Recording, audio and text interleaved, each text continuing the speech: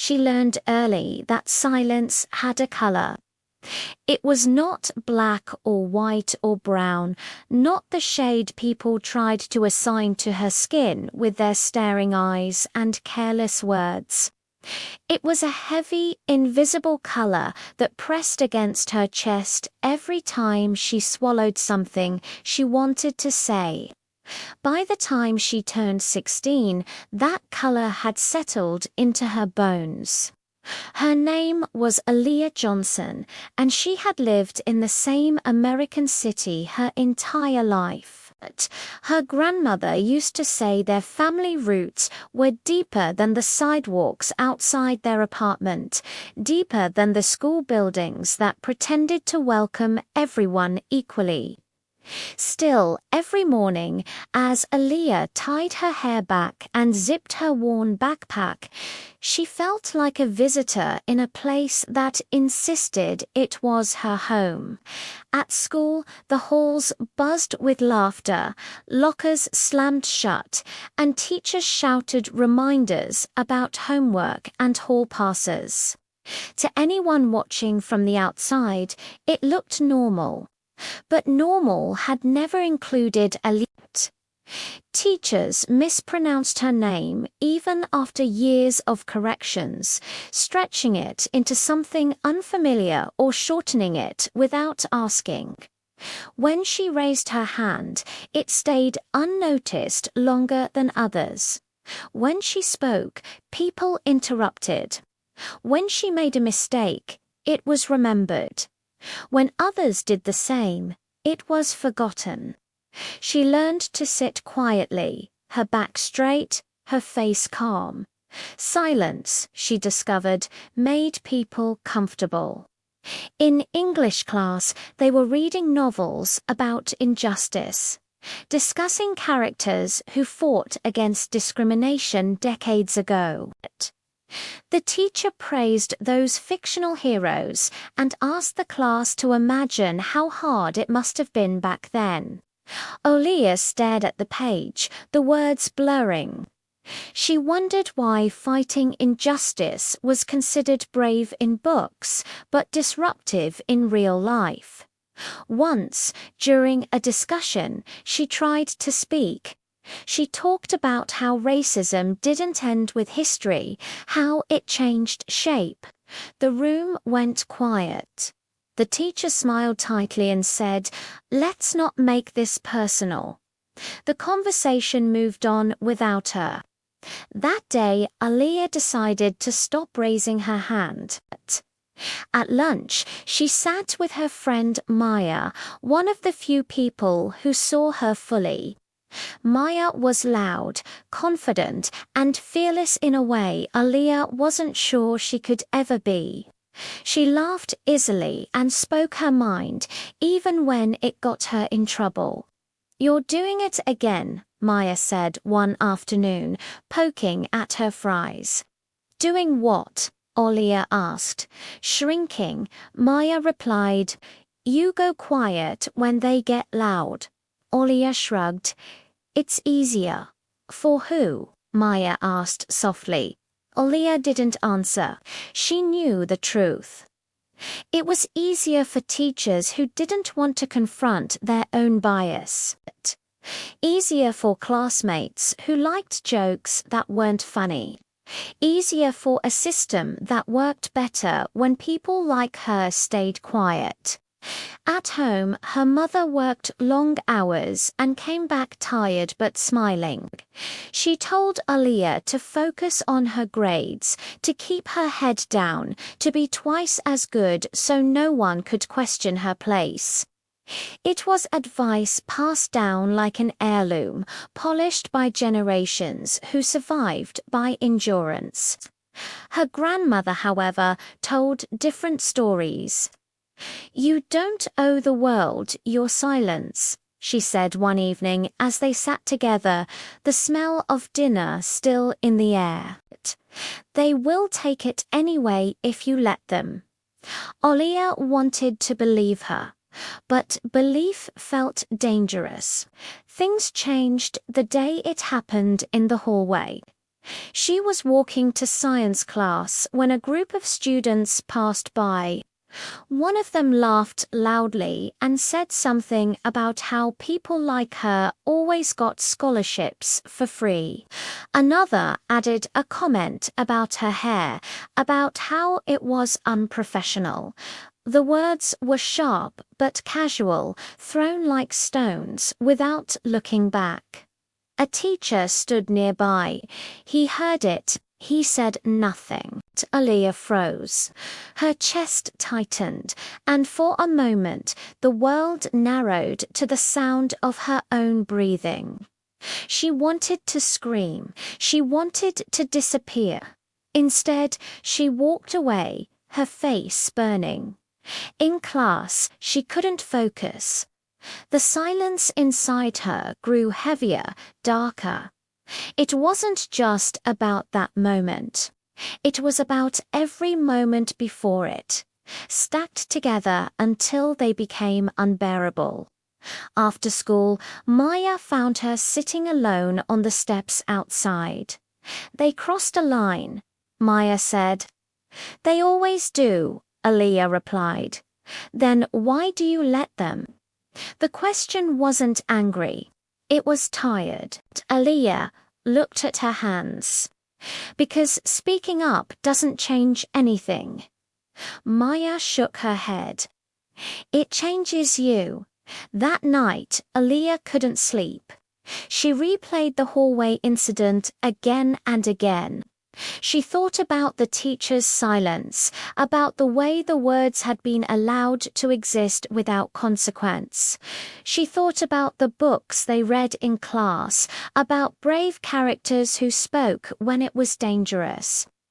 She wondered when bravery stopped being a lesson and started being a requirement. The next day, the principal announced an assembly about school unity.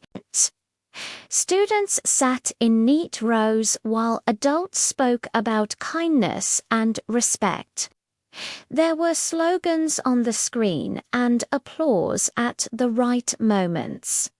Aaliyah felt anger rise in her chest. Unity, she realized, was easy to talk about when you weren't the one being divided. When the principal asked if anyone wanted to share their thoughts, the room stayed quiet. Aaliyah's heart pounded. Her hands trembled. She thought of her grandmother's words, of Maya's question, of the color of silence that had followed her for years. Slowly, she stood. The microphone felt heavy in her hand. The room seemed too big, too bright. She could feel eyes on her, waiting. "My name is Aaliyah Johnson," she said, her voice shaking but clear, "and I want to talk about silence." She spoke about small things first, about names mispronounced and jokes dismissed as harmless. Then she talked about bigger things, about being ignored, underestimated, and made to feel like she didn't belong. She talked about the hallway incident, about the teacher who said nothing. "This isn't history," she said. "It's now." And when people stay silent, it tells us that our pain is acceptable. The room was completely still. Some faces looked uncomfortable. Some looked surprised. A few looked angry. Aaliyah took a breath. "I've been silent because I was taught that speaking up would make things worse.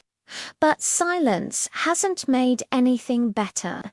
It's only made it easier for racism to keep going." When she finished, her hands were shaking. She handed back the microphone and sat down, her heart racing. For a moment, nothing happened. Then someone clapped. Then another. The applause was uneven, hesitant, but it grew. Not everyone joined in. Olia noticed the folded arms, the averted gazes, but she also saw something else.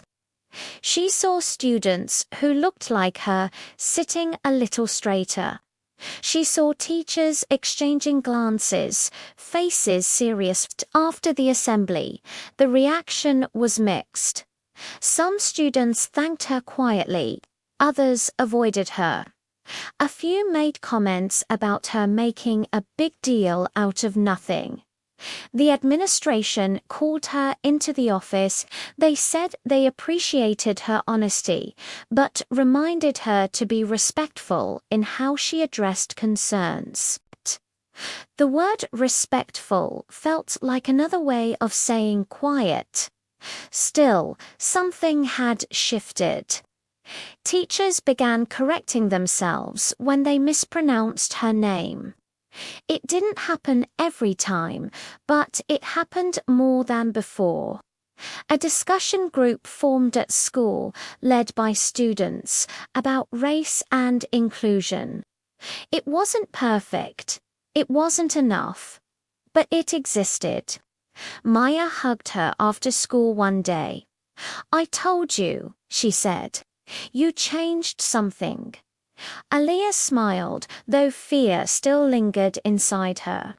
Speaking up hadn't made her life easier, but it had made it honest. At home, her grandmother listened as she told the story. When Aliyah finished, her grandmother reached for her hand. "That's how it starts," she said. Not with everyone listening, just with someone refusing to be quiet. Aliyah understood then that power didn't always look like winning. Sometimes it looked like standing alone and speaking anyway. The color of silence began to fade, replaced by something else. Not peace, not certainty, but strength. She knew racism wouldn't disappear because of one speech. She knew there would be more moments, more resistance, more days when her voice would shake. But she also knew this: her silence was no longer available, and in a world that depended on it, that was powerful. The days after the assembly did not feel heroic. They felt heavy. Aliyah noticed it in the way conversations stopped when she walked into a room, in the careful looks some teachers gave her, as if she were fragile glass instead of a student. Silence had not disappeared. It had simply changed its shape. Now it followed her like a shadow that belonged to everyone else. In history class, a boy muttered that she was trying to be famous. Another said she was too sensitive. Aliyah sat still, her jaw tight, reminding herself why she had spoken. She reminded herself that discomfort was not the same as being wrong. One afternoon, a counselor asked to see her. The office smelled like coffee and printed paper. The counselor spoke gently, too gently, and asked if Aliyah was feeling overwhelmed. She suggested focusing on self-care and avoiding conflict. Aliyah nodded, but inside she felt the familiar frustration rise. Even concern, she realized, could be a way of quieting someone down. Outside, Maya waited for her. "They trying to turn you into the problem?" Maya asked. Aliyah laughed, tired but real. "Yeah, feels like it.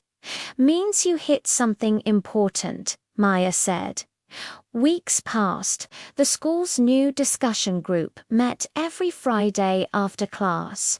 Sometimes only 5 students showed up, sometimes more. They talked about things people usually avoided: race, bias, fear, anger. Arguments broke out.